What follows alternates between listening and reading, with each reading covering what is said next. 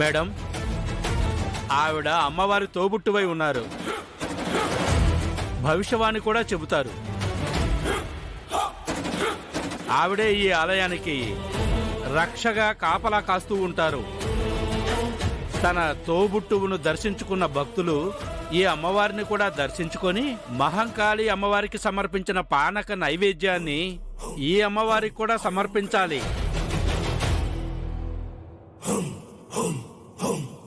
ఈ ఆలయ ఆచారం అమ్మా. అలాగా?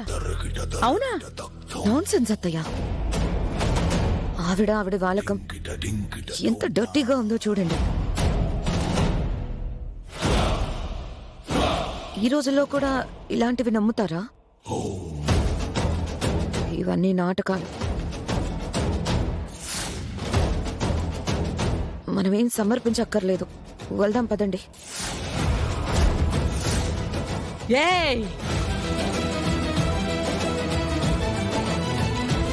ఏంటే ఎగురుతున్నావు? ఎంత ఎత్తుకు ఎగురుతావో అంత పైనుంచి పడేస్తాను. జాగ్రత్త.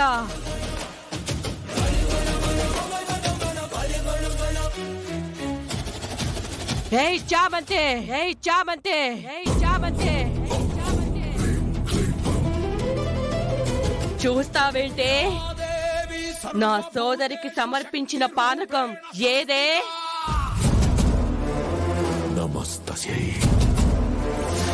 ఇలా ఇవ్వు, తీసుకురా. నమో నమః. అమ్మగారు ఇవ్వండి. నేనే. నువ్వు ఆగు. ఇదంతా బుల్షిట్. కావాలనే డ్రామా చేసి క్యాష్ లాగాలని చూస్తుంది.